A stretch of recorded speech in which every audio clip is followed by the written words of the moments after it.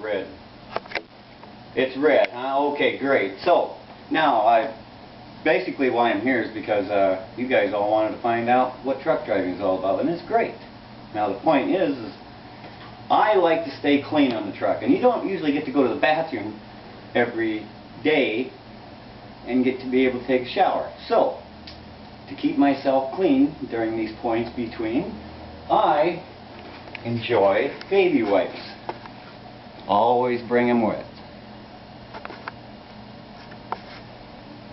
Very important key to this here is that baby wipes are not only good, what are you laughing about?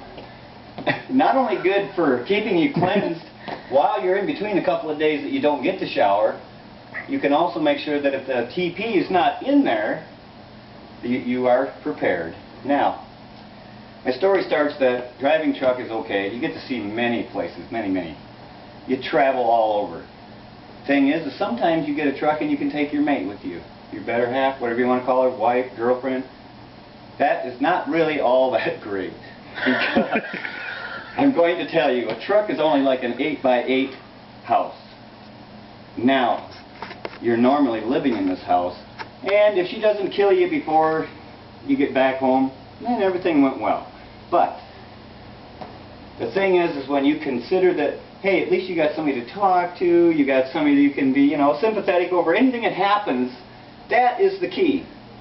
Not always does it work that way. Now, we go to this truck stop. Well, I wouldn't call it a truck stop. It's kind of like a convenience store with 2 parking spots for trucks. Anyway, here we are. We're sitting here for a day. Well, you know, men, we have that benefit of just going out and doing number 1, between the tires, between the trucks, you know, pretty easy to do. Stand up, drop it, zip it, bolt, truck, you know, we're done. But when it comes to number 2, we have an issue. You can't just go out and drop your jeans and, yeah, so I really am a little leery about truck stops, but, you know, sometimes you got no choice. Number 2 says you gotta go, you gotta go. Well, I am definitely not going to go unless I have to. Well, my better half decides that, you know, she's on the truck now, and she decides she's going to go in because she has to go. Well, women don't have that benefit of just dropping, you know. Okay. She goes in, she comes back, and I say, how was everything? Good, good. Oh, great. Now, I ask her the 3rd degree. How are the bathrooms? Is there a unibathroom? Is there a women's and a men's bathroom? Is there locks? Yes, she tells me that her bathroom door locked. Great. So, now the other thing that I have to put into this situation is my doctor, after having my colonoscopy, you know that thing they shove way, well anyway, you know what I'm talking about. They shove that thing, but I had a throat culture too, and I made sure I asked the doctor, the first thing was, could he do the throat culture first? Because I didn't want it from that end and then back through the other end, because that would not taste good. So, we got that all cleared up, but then he said, you know, the best way to make sure that everything's working good is to check your stool. You know, your droppings that you put in there, so, you know, you check it and you can tell a lot by how it looks. Okay, so now I'm listening to my doctor now, so I am going to the restroom. So me, my baby wipes, and my number 2 thing are headed in. Boy, are we going to be glad that we can go in and lock the door. It's a single bathroom. Hey, privacy is all mine. Now, I get into the bathroom. I am doing my thing. The number 2 is going great. And then I decide, you know what, I'm going to kill 2 birds with 1 stone. Now, how do you do that? Well, what you do is, you turn around, and you got the baby wipes in this hand, you turn around, you lean on the stool, you're checking out the droppings to make sure you can see if there's any informalities there, and you're wiping. As I'm doing this, the door opens. By the time I turn around, the door closes. Now I'm thinking, what the fuck just happened here? This cannot be. The door was locked. So now I'm sitting there finishing my little job of cleaning up so that I'm all nice and fresh. I walk outside the door and there's 2 guys standing there staring at the door, at the ceiling. So I come out and I stand there like this here, like, you know, like, hey, you know, and they won't even acknowledge I'm there. Now, I am really pissed off because, goddammit, what the hell? Here I am, bare ass naked, wiping myself, checking my stool. What the hell are they thinking? Well, now I walk back to the truck. I'm a little pissed, but I'm walking back to the truck quick. because I don't want them to see where I'm going, because you just never know what they're thinking. Okay, so now I get to the truck and I tell my mate. I'm trying to get her to sympathize with me that, hey, do you know what just happened to me? This is, oh man, this is embarrassing, and she can't quit laughing. She's sitting there rolling, and I'm trying to get her to believe me, and she thinks I'm making this shit up. Now, believe me now, this really happened, okay? Honest to God. And the thing is when I turned around and tried to get her to feel sorry for me or sympathetic about the whole situation, all she could do was laugh. So that just kind of, in a way, irritated me more. So for the next 2 hours after we loaded and we were headed to the next shop, the stop that we were going to, I was trying to get her to sympathize. Like, would you, this, and the more I tried to get her to sympathize, the more she just rolled. She was laughing so hard she had tears in her eyes. So then I decided that, you know what, okay, fine. I'm going to leave it alone. But I couldn't, because it was embarrassing. I needed somebody to hear my side of the story. You know, what are these guys thinking? Okay, so anyway, we get to the next stop. Tara, she's my mate. We go into the restaurant, and I'm still kind of pissing and moaning about this damn thing that happened to me, and she just can't quit laughing, and I'm getting irritated more than, yeah, eventually it got funny, but it's like, wow. So, this is like, what, a couple days later, I suppose, we're in the truck stop, and a whole new truck stop. Now, this is a big truck stop. Do you ever see the horse races where they have the horses come out of the racing start gate, and they get all the doors open, there they go? Yep, that's what I find in this truck stop. We're sitting in the restaurant, ordered. I got, guess what? Number 2 says it's time again. I am still not over my first experience of the last number 2. So I tell her that I gotta go. And first thing she does is start laughing again. Now that is not right, because they should be sympathetic with you, right? But no. She just keeps rolling in there. People are looking at us like we're crazy, and I'm walking in there like, man, I don't know. So I get in there, and there's like a whole row of 10 stalls. You walk in the door right down to 10 rows. There are nice 10 stalls in a row. I'm thinking, hey, this ain't too bad. Right across from the sinks, there's guys shaving. They're taking like a sponge bath, you know, just kind of cleaning up. I'm safe. But I'm going to take the center because, you know, that way I've got the privacy of both. So I'm sitting on there, got the center door, checking the door, yep, everything swings inward. And well, you got to let me finish here, will you? Anyway, so now I'm in that center stall, all right, and I'm about halfway through number 2. You know, it's like halfway there. And I hear this big guy. He must have been big, because you could hear him panting and breathing like he had a tough time even getting in the bathroom door. All of a sudden, I can hear him banging and clanging on the stall down towards the end, because, you know, of course, the other direction was hooked to the wall, and this one was just kind of hanging at the end there. And he must have had a problem getting in, because all of a sudden there was this big old noise, and my door swings open. Now here I am, sitting and doing the number 2, but the door doesn't swing in, it swings out. So now I'm sitting on the stool trying to reach the door with my foot and pull it shut. Halfway through number 2, and the guy at the sinks has to turn around.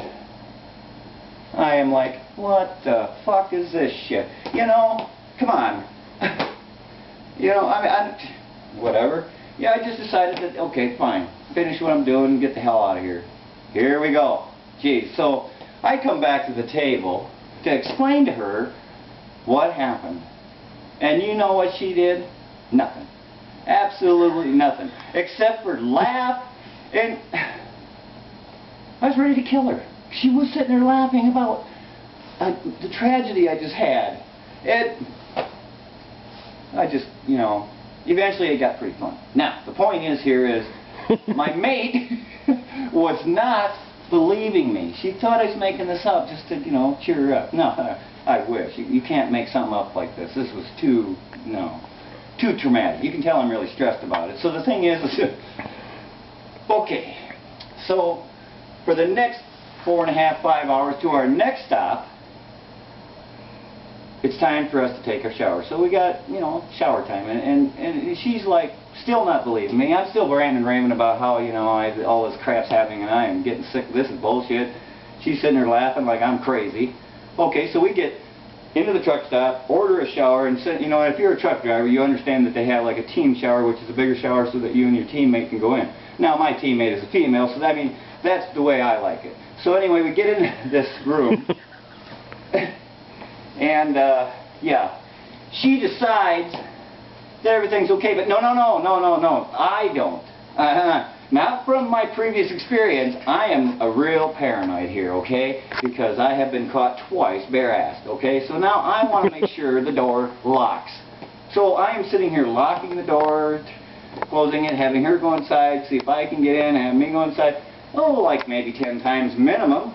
And she's looking at me like I'm crazy. Why do you have to check the locks? And I said, because you know what's been happening. And she thinks I'm crazy, so no, you're just paranoid over nothing. So, we're in the shower, the door locks, I have checked this.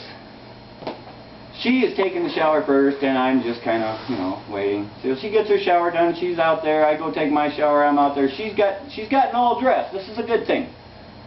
She's standing by the door, and the idea of how the bathroom was set up, the door swung in, and then right there was the bathroom mirror and the vanity sink.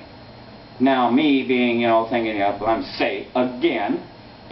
I'm sitting there stark-ass naked while she is almost dressed standing by the door, shaving. And in mid-stroke, shaving though, mid-stroke, the damn door opens. Now imagine this. I've been telling her about all these other instances, and she's like, yeah, whatever. She is here. She is standing by the door. What does she do? She just kind of leans against the door, shuts it, and she slides to the floor, rolling so hard that, yeah. So can you imagine? All I could think of is everybody wants to see my ass. Because every time the door is locked, it opens up. I'm like, this is not right. This is ridiculous. And she's laughing her ass off, and I'm sitting here going, hey, this is not, you know, this is bad because this is a traumatic thing here. She don't care. She's laughing. Funny thing about it is that then she said, well, maybe we should take a picture of your ass and just hang outside the door, then they don't have to go through the lock. And I said, hey, that ain't a bad idea. That way they get a preview of what's going on. So anyway, I decided that we're going to go to Walmart and buy some of them little rubber door wedges. Because I'm tired of these damn doors opening when they ain't supposed to open. So after we got done in the shower and got up, we found out that the door came open because the cleaning guy thought it was empty. Yeah, right. I don't believe that for a second. So we go up to the front desk and I say, you know, that's pretty bad when we go into a shower and all of a sudden the goddamn door just opens up because your cleaning guy wants to get in there. Oh, we're really sorry about that. I said, yeah, you know, what the hell? I said, if he wanted to see my ass, I guess he could have just asked. So, now, we're all done with our route. We're headed home. God, I'm happy because I get to go home. I have my own private bathroom. It's great. Now, as my kids were getting into their teens and stuff, nothing out of the ordinary, but we would like to take cold water and not see anything, but just throw it over top of the shower curtain, you know, kind of get them, boom. It was just a game. Funny thing is that game turned into pretty serious when we got back home. Yeah, you think this is funny, don't you, huh? Look at her. Let's go look at it. Anyway, so, we're at home. I'm taking a shower. All soaked up. Next thing you know, a bowl of water comes over the top of the shower, and one of my adopted boys, it's about a 22, the shower curtain drops. Hello! So, I guess it's not over, is it? He's more embarrassed than I am because I'm like, well, hell, I'm at home. I'm all sudsed up, I guess. So, yeah. So anyway, so my idea of the whole situation is, if you're going to drive a truck, leave your better half home because they ain't going to give a shit what happens anyway. All they're going to do is laugh at you. They don't got any sympathy for anything funny that happens to you. And make sure you bring door wedges. Thanks.